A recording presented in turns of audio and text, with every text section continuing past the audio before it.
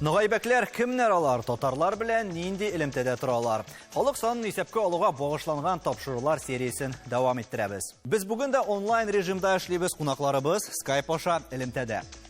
Хәерле кич, исәнмесез, эфирда Таяну нуктасы тапшыруы, студияда Алмаз Хафиятов. Дөрестән дә бүген Ноғайбәкләр турында сөйләшәчәкбез. Дамир әфәнди, иң беренче сорау сезгә, тамашачыларга аңлатып китсәк иде, Ноғайбәкләр кемнәр алар? Тарихлары ничегрәк һәм кайчан башланып китә аларның тарихлары?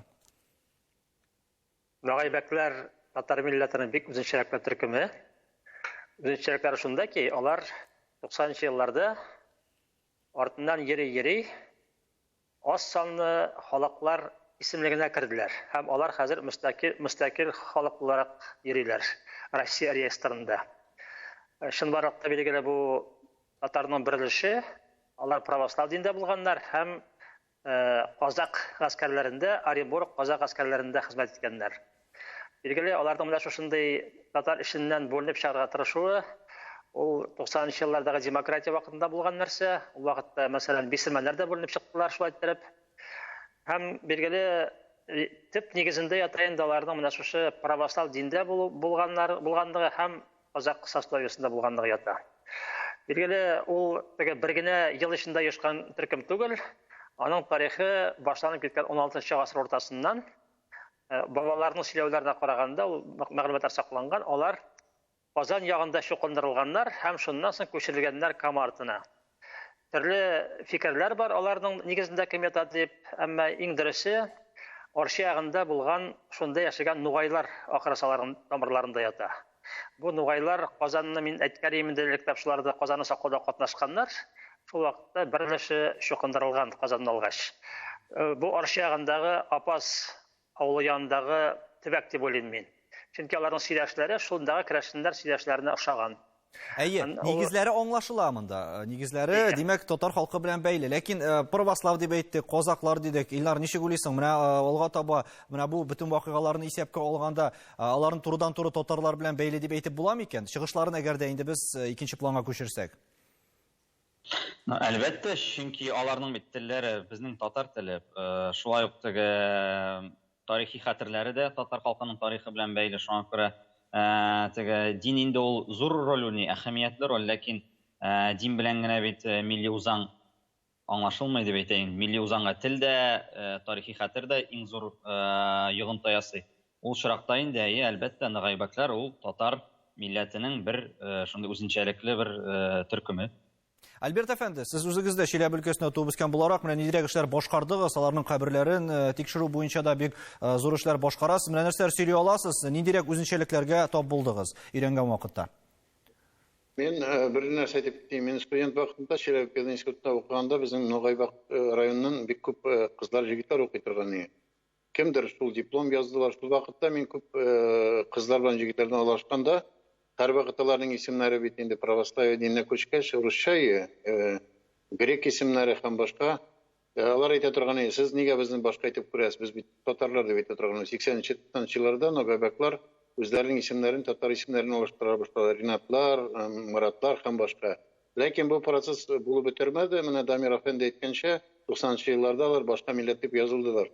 Ләкин әйтеп китәргә кирәк, аларның тарихы бик кызык, чөнки Чиләбе өлкәсенең көньягында безнең Төркия хәйкәлләре бик күп. Бун чорыннан бирле төрле төрки заманында безнең Баталов дигән археолог бик матур эшләр алып барды. Һәм Чиләбе өлкәсендә безнең әле менә Алтын Урда заманындагы булган Тамирларның шул Ноғайбәкләр яшәгән якта бик матур гына манара сакланган. Аны реставрация бетте. Шуннан әйтеп китәргә, бу Чиләбе өлкәсендә хәзер менә без Татарстан һәм Башкортстанны караганда, мәсәлән, Көнбатыш Башкортстанда Бакалы районында Ноғайбәк дигән бер кала крепость бар. Һәм Азнакай районында Чалпа авылында Ноғайбәкләрнең элек үзләренең төзегән авылларында хәзер зияратлар сакланган. Мин менә 2011 елда, 2014-17 елда булганда Азнакайда бик кенә матур итеп ул ташларны карап җыеп, һәм безнең Мөхәммәд Җәмил абый, Марсел абый карап чыктылар, һәм бик кызык тупланды материаллар. Аларның изләре сакланган безнең хәзерге татарларда һәм башка милләтләрдә. Һәм әле тапшыруга әзерләнгәндә, Дамир әфәнде, 2016 елда ялгышмасам, сез күргәзмәдә, Казан кирмәнендә булган күргәзмәдә, фотолар янындан да үз фикерегезне белдергәнсез. Анда караганда менә кием буенча да хәтта татар хатын-кызларының киемнәренә охшаш аларның киемнәре. Анда ниндидер милли орнаментлар, үзенчәлекләр, шул ук тәңкәләр күренә. Менә тагын ниндирәк уртак охшаш яклары булган һәм үзенчәлекләрне билгеләп үтә аласыз? Булар безнең стандарт Казан арты керәшеннәре шундый. Алар теге көнче аша күчеп киткәч, ул бит аларның Камар ягына чыгулары 17 гасырда булгандыр дип уйлыйм мин. Аннан соң алар шуннан акырынып күчерелгәннәр Чиләбе якларына. Ул теге пограничный сызыкның күчү белән бәйле булган. 1843 ел башында алар күчкәннәр да. Анда 1250 чабасы кеше булган. Алар шунда утырганнар, Оренбург пограничный сызыгына шунда казак хезмәтен үтәгәннәр. Билгеле монда үтәгән вакытларга төрле йомышлар башкара туры килгән, шул исәптән алар катнашканнар 1812 елгы сугышта. Һәм Германия, Франция аркылы үткәннәр. Шуңа күрә аларның бүгенге авылларында бик кызык исемнәр бар. Мәсәлән, Париж, Фершампенуаз, Кассель. Булар Франциядагы һәм Германиядагы авыл исемнәре, теге җиңү хөрмәтенә бирелгән. Инде менә үз аталарына килсәк, Нагайбәк, Альберт әфәнде әйтте, ул шушы менә безнең Минзәлә ягындагы Нагайбәк крепостьның исеме белән бәйле аларның шу атамалары. Алар шуның янында утырганнар, анда хәзер дә керәшеннәр бар. Мәсәлән, Бакалы керәшеннәре шуларның беренче чынлыкта алар күчмичә калганнар. Күчеп киткән урында да бер авылның исеме русча Лягушкада йөри, татарча Бакалы. Шуңа күрә аларның каян чыкканнарын без яхшы беләбез, һәм ничек яшканнарын да яхшы беләбез. Менә анда шул Башкортстан территориясендә утырган вакытта хәзерге Татарстанның көнчыгышы дисәк тә була.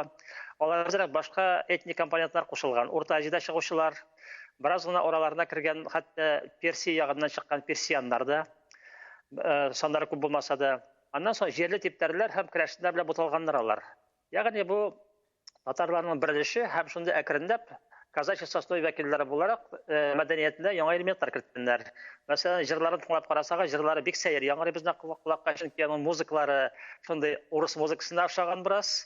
Шундый ни бар инде татарча җырлаучыларда катнаш мәдәният барлыкка килгән. Әйдәгез әле бергәләп видеоязма карап алыйк. Яла күкәй тәгәрәтте мақпалым, яла күкәй тәгәрәтте мақпалым. Париж, Париж, Парижларга җитсен ди, Париж, Париж, Парижларга җитсен ди. Сәлам җазлы җибәрде мақпалым, сәлам җазлы җибәрде мақпалым. Париж, Париж, Парижларга җитсен ди, Париж, Париж, Парижларга барлыкка килгән. Менә тора бара алар 19 йөзнең урталарына үзләрен аера башлаганнар. Без башка төркем, без Нагайбәк дигән исемнәр аларга ябышкан. Әмма алар астында чыккан кайбер галимәләр, мәсәлән, Бектеева дигән ханым, ул теге Институт благородных девиц дигән нине бетергән, уку йортын. Бик белемле шәхес булган, ул әйткән, бу крещеный татар инде. Шундый язып калдырган шулай берне. Ул үзе шулар астында чыккан затлырак дворян төркеменнән булган. Алар шулай үзгәрә килеп җиттеләр. 20 йөз башында алар инде үзләрен Нагайбәк дип языра башладылар. Һәм соңгы тапкыр минем күзгә чалынды, паспортларында язылган милләтләре Нагайбәк буларак 1939 елга кадәр. Хәзер аларның күпчелеге кем дип яздыра үзләрен? Хәзер инде яңа документта битендә язылмый милләт. Үзләре алар сайлар Нагайбәкләр дип. Баларга шул кадәр мондый теге сингән. Алар хәтта әйткәннәр бар, без татар булмыйбыз инде. Әгәр дә без православ динендә булгач, без урыска якынрак дигән сүзләрдә чыкындыралар. Аларда шундый аң бар. Татар милләтеннән чыкканнарын онытмаганнар. Шуның аркасында, ләкин дин ул шулай ук бик зур роль уйный. Һәм Нагайбакларның ул бит инде шул керәшеннәр, то есть чукындырылган татарлар дип әйтсәк була. Ләкин аларның менә безнең Татарстанда яшәгән керәшен татарлар белән чагыштырсак, аларның хәлләре нәрсәдә начаррак, чөнки алар теге татарлар күп санлы яшәгән территориядан ничектер өзебрәк, теге бер утрау форматында яшәгәннәр. Шуңа күрә ул очракта инде аларның шундый үзенчәлекле аерым милли үзаңнары формалашуга ул ерагракка киткән. То есть татарлар эчендә алар яшәсәләр, алар инде бездән теге бик аерылмаслар, ләкин алар аерымрак яшәгәч, менә уже 100 елдан артык аларның инде аерым шуны Нагайбак дигән теге аерым халык дигән милли үзаңнары үсеп бара, кызганычка каршы. Бу инде менә Совет вакытында алар яңадан татарга кайтып карадылар, ләкин 89 елның җан исәбеннән башлап алар яңадан Нагайбак халкы дип, аерым халык дип язылырга язылдылар. Алар инде ул вакытта тоже үзләрен алларында нинди шундый теге яхшы уңайлы яклар күргәннәрдер, бәлки теге аерым теге төп халык статусын алабыз дип, то есть коренной народ, коренной малочисленный народ статусын алабыз дип, ул вакытта инде Рәсәйнең кануннары буенча, законнары буенча андый халык хәтсез льготалар шактый ала. Анасын җир мәсьәләсе аларга карата уңайлырак борыла дип әйтәйек инде. Ләкин кызганычка каршы алар андый коренной халык статусын алай алмадылар. Һәм бу инде безгә менә шундый үрнәк булып тора. Татардан аерылган шундый субэтник төркемнәр, менә гаибәкләр һәм калганнар, алар аерылсалар, аларны теге яхшы тормыш көтми. То есть аларның бернинди уңайлы якларын тапмыйлар, ләкин юкка чыгарга, ассимиляциягә бирелергә аларның мужик капкалары күбрәк ачык. Менә бүген Альберт әфәнде ничек саныйсыз? Бүген шул ук территориядә яшәүче, шул ук, мәсәлән, инде әлеге Чиләбе өлкәсендә яшәүчеләр алар тарихларын беләләрме үзләренең, кемнән каян чыкканнарын? Әллә инде елдан-ел бу мәсьәләгә карата игътибар азаямы? Монда төрлечә карар кирәк, чөнки безнең бит элекке борынгы татар төркемнәре, борынгы без кайсы вакыттан ногайларны һәм кыпчакларны, кайсыларны ногайларны күбрәк әйтәләр, кыргый татар дип, или теге күчмә татарлар дип әйтәбез, чөнки алар көньякта яшәгән күбесе. Менә маңгытлар инде шул вакыттагы. Менә хәзерге караганда бүгенге төрле төркемнәрдә безнең ногай компоненты бик көчле булган. Мәсәлән, безнең татар халкында үзегез беләсез инде сөембикәләр һәм идегәйләрне без ногайлардан дип әйтәбез инде. Алар бит татар канына сеңгәннәр һәм безнең менә Татарстанда яшәүче татарлар һәм Башкортстанда күбесе алар татарлашып, татарның içендә татар халкына хезмәт итеп татар булып яшибез. Чөнки безнең татар милләте төрле компонентлы зур милләт, империя милләте, бик бөек милләт. Шуның өчен менә караганда безнең бу ногай компоненты безне төрле безнең төркемнәрне берләштереп тора. Мәсәлән, Сибир татарларының көньягы, башкортларда да ул бар, татар халкының көнчыгышы һәм көньягында да ул. Менә Крым татарларының үзенең бер төркеме зур, Румыниядә яшәүче буджак татарлары, Добруджада. И хәзерге инде ногай дип язылган Дагестанда һәм Карачаево, Черкесиядә яшәгән чын ногайлар дип әйтик инде калганлардан. Һәм казакларның 3 төркеме бар, 3 җүзе. Шуның кечерүзе шул ногайларны инде казак дип язылган. Чынлап безнең элекке борынгы татарлар, алар безнең татар милләтенә кергәннәр, безнең составка кергәннәр. Шуның өчен без тарихны өйрәнгәндә һәр вакыт кайсы вакытта менә Башкортстанда да безнең проблемалар килеп чыга, без башкортлар белән кайсы вакытта конфликтка кирип китәбез. Менә бу башкорт, бу татар. Чынлап әйткәндә бу ногай компоненты. Менә хәзерге безнең Альберт әфәнде, фикерегезне унутмагыз, безнең рекламага китәсе бар һәм гореф-гадәтләр, йолалар сакланган, моның турында без шулай рекламадан соң сөйләшербез.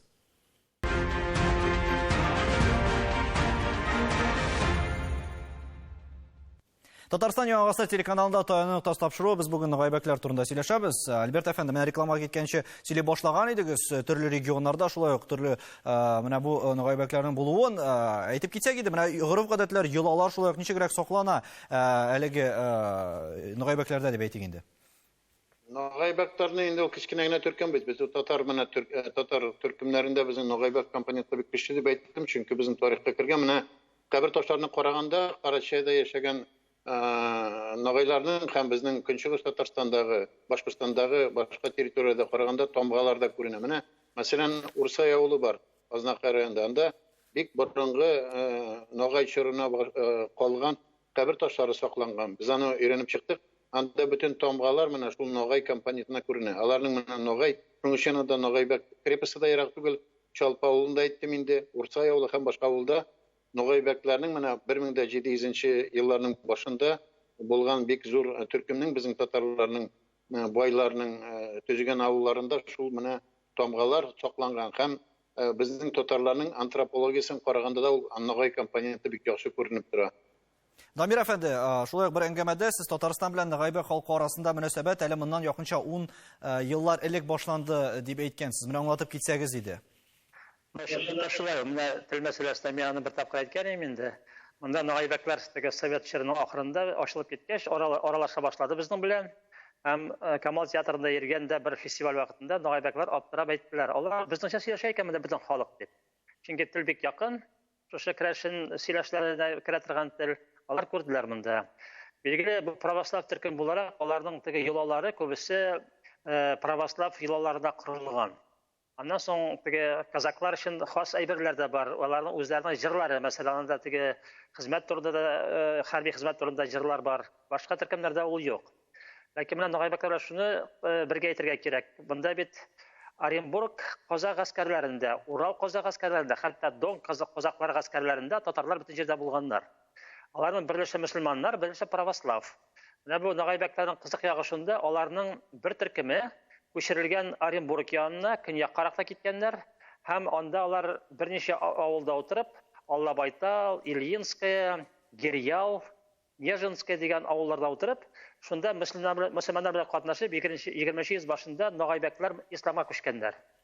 Һәм әгәр дә бүген анда барып экспедиция йөрсәгез, алар үзләрен Ногайбәк икәнләрен беләләр, әмма ислам динендә. Шуңа күрә бөтен Ногайбәкләр дә православ дисәм дә дөрес булмый. Алар казак сословиесендә булган кешеләр буларак, аларның шушы сословие аңы кешелек шундакта. Билгеле, кайберләре менә дин тәрәтеп тора, ә кайберләре диндән башка да аңны саклыйлар.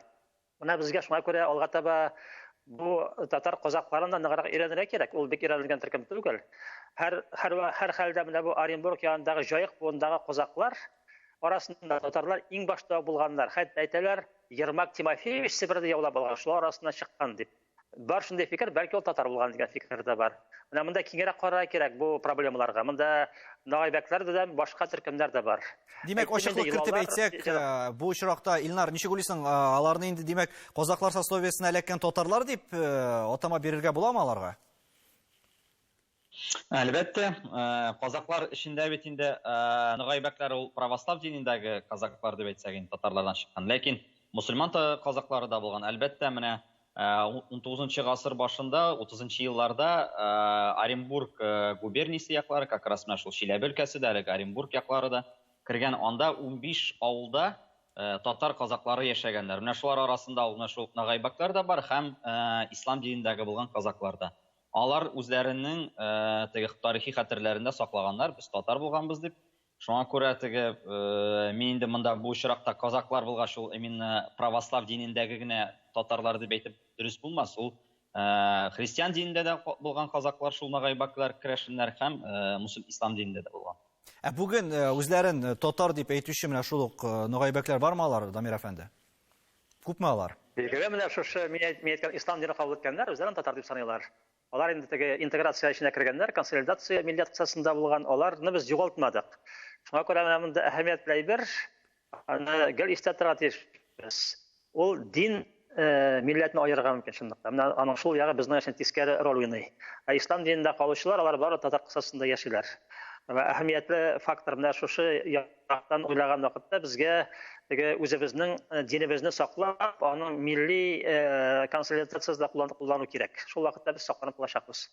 Һәм соңгы җан исәп нәтиҗәләре буенча 19 меңгә якын кеше үзен Ногайбәк дип яздырган дигән мәгълүмат бар. Альберт әфәнде, ничек уйлыйсыз, бу нәрсә хакында сөйли? Аларның саннары 8-9 мең арасында. Ногайбәкләрнең саннары зур түгел. Шуңа күрә алар таралып та баралар, бәлки кайбер читкә китүчеләр бәлки Ногайбәк дип язылмыйдыр хәзер. Үзләренең төбәкләрдә яшәүчеләр саны 8 мең чамасы. Менә бу саннар барыбер ничек кенә булмасын, Альберт әфәнде, сезнеңчә нинди нәрсә турында сөйли ул? Нәрсәләр, ниндирәк нәтиҗә ясарга мөмкин әлеге саннар белән? Нәрсә әйтәсем килә. Менә Чиләбе өлкәсендә күп еллар Ногайбакны өйрәнүче Атнагулов, ул хәзер Екатеринбургта эшли, доктор наук. Ул аларны бик кызык өйрәнде. Шуннан соң менә Дамир әфәнде әйтте, Оренбург ягы. Мин нигә булган әйтә башладым. Безнең яшь кенә тарих институтында Аминов Рөстәм эшли. Ул татары казаки дигән диссертация язды. Шунда күп нәрсәләр ачылды. Менә мин әйтеп китәсем килә.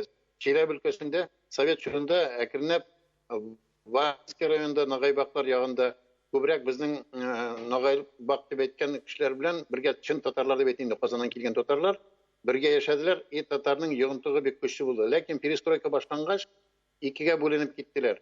Менә бу бер проблема. Анда чукынган православие керәшен Ногайбаклар инде алар үзләрен Ногайбак дип яздылар. Дамиран әйтте. Икенче яктан мин менә Оренбург өлкәсендә былтыр барып кайттым, күреп күп авыллардан яшәүче. Алар Ногайбаклардан чыккан инде шул антропологиясын караганда күренә, сөйләмнән күренә яшәүче татарлар, казаклар, алар үзләрен Ногайбак дип әйтмиләр. Без татар дип әйтәләр. Без мусулман дип чынаталар, мусулман, мин аларның мәчетләрен карап чыктым. Ләкин Безнең Казандагы мәчетләргә караганда аларның манаралы бик түгел, кичкенә генә манара, ләкин зияратларында безнең шикелле кабер ташлары сакланган, тамгалар гарәпчә язылган һәм дини китаплар сакланган. Алар үзләрен татар дип әйтсәләр дә, ләкин үзләрен казак итеп күрәләр. Монда бер момент, мин анда рус казаклары белән аларның соравым ничек элемтәләре рус казаклар белән хәзерге заманада бик якын түгел. Күбрәк алар татарга тартылалар. Шуның өчен алар үзләрен без татар дип әйтәләр. Һәм аларның әле тарихларын бик җентекләп өйрәнелмәгән дип Дамир әфәнде күпмедер дәрәҗәдә әйтә, әле өйрәнелсәләр алда дип. Илнар, ничек уйлыйсың, кайсы юнәлешләр буенча әле шалып барырга була алга таба? Һәм кайсы мөмкинлекләр әле ачылырга тиеш киләчәктә дә? Иң беренче инде монда минемчә аларны теге татар милләтен эченә кертер өчен, югалтмас өчен аларга күбрәк аларның тарихи барлыкка килүләре турында сөйләргә кирәк, чөнки хәзерге вакытта аларның шундый фикер туа башлады ныгайбәкләрдә. Без инде татар да булмагач, әлбәттә безгә уңайлырак Россиядә яшәгәч урыска булып калырга дип. Бу инде безгә үзен беренчедән татар милләтенә тоже ниндидер зыяны китерә, чөнки үзебезнең саныбызны кәметәбез әзмәз булса да. Икенчедән ныгайбәкләр алар урыс милләтенә кирип китсәләр, урыс булып язылсалар, алар үзләренең шундый үзенчәлекләрен югалталар.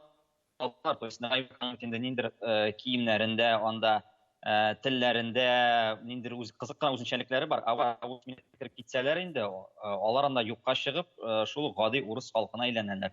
Без инде менә аларның теге укымышлырак, белгечлерәк кешеләренә ничектер аңлатырга тиешбез. Чөнки алар аңларга тиешләр, татардан айрылсалар, алар теге татарга гына зыян китермәйләр, алар үзләренең халкына зыян китерәләр, чөнки алар юкка чыгарып ассимилировать итәләр.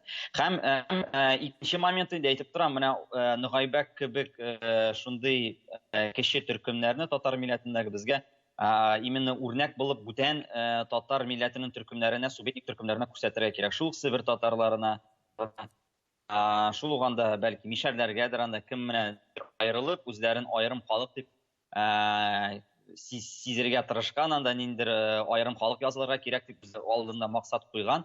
Без аларга күрсәтергә тиешбез. Менә ныгайбәкләр нинди хәлдән, менә 80нче еллар азат туры сезнең кебек аерым халык дип язылырга тырышканнар, хәзерге көндә менә үзләре юкка чыгу юлында торалар. Менә сез дә шулай айрылсагыз татар милләтеннән, сезнең дә шундый тормыш көтә икәнен, язмыш көтә икәнен без күрсәтеп аңлатырга тиешбез. Бәлки аларга ничектер берләштерү урыны табырга кирәктер. Альберт әфәнде, ничек уйлыйсыз, аларның берләштерү, җыю урыны бармы ул бүген һәм шундый урын кирәк дип саныйсызмы? Мин булай дип әйтәсем килә. Мин аның хәзер беләсезме, беренчедән менә сез әйттегез, Илнар да әйтте, менә татарларның куркыныч китәргә дип. Бер яктан ул Казан һәм Мишәргә ул проблема юк дип әйтәсем килә. Ул китәрләрдә бераз ярты башкорт дип язылды, ярты татар дип. Ул проблема. Безнең ныгайбаклар менә Оренбург яктайтын бит, чыккан татарлар, аларга да проблема юк. Менә шул ныгайбаклар кичкенә төркеме, аларның ассимиляция бара, чөнки алар белән безгә элемтәдә эшләргә кирәк. Безнең әле татар фәнендә төрле проблемалар өйрәнелмәгән. Безнең гуманитар институтлар игътибар итеп күп нәрсәгә күтәрергә тиеш. Беренчедән менә безнең татарның хәзерге этногенез проблемаларын яңадан күтәрергә кирәк. Менә татарда бер зур миграция проблема. Борынгыдан башлап татар төркемнәре ничек кайчакка киткән, шулда ныгайлыкларда проблемасы күтә. Миграция проблемасын күбрәк төрле сословие проблемалар. Менә ул бит татарның күбрәк менә без әйтәбез, сословиелар бездә бит ныгайбаклар бездән бит 300 ел гына киткәннәр дип әйтергә була тукынып. Ләкин алар бит татарның зур төркеме, электән борынгыдан килгән. Шуның өчен безгә менә төрле проблемаларны, сословияны, шуннан соң менә безнең советлар чорында безнең раскулачиваны бит, расказакчиваны бит, казаклар бит. Вакытта менә татар төркемнәре дә, казаклары да юкка чыгып барганнар. Ул проблемаларны да күтәрергә кирәк. Төрле проблема безнең әле тарихта күп, өйрәнергә кирәк. Менә безнең төбәк өйрәнү краеведение бар. Менә татар авылларны өйрәнгәндә, без әкренләп авылның тарихын өйрәнгәндә берничә төркем аска төшсәк, анда Крәшин авылларында күбесе мусульманга килеп чыгалар. Альберт әфәнде, булар киләсе тапшырулар темалары булыр безнең, чөнки киңрәк даирләрдә алырга мөмкин. Димәк, нәтиҗә ясап әйтсәк, Дамир әфәнде, менә бу ныгайбәкләр һәм татар халкы мөнәсәбәтләрен билгеләүдә сезнеңчә нәрсә таянып булырга тиеш? Ныгайбәкләр татарларның аерылгысыз берлеше, алар татардан барлыкка килгәннәр, шуңа күрә аларның татарлыгын сакларга тырышканга беренче чиратта эшләргә кирәк яшьләр белән. Безнең белән элемтәдә булганыңыз өчен барыгызга да бик зур рәхмәт. Әлеге темаларны алга таба да дәвам иттерербез. Уңышлар теләп саубуллашабыз. Халыклар, милләтләр, этник төркемнәрнең бүленеше зур, вакыт узу белән халыкларның тамырлары югалмасын дигән теләктә саубуллашабыз. Исәнлектә күрешергә язсын.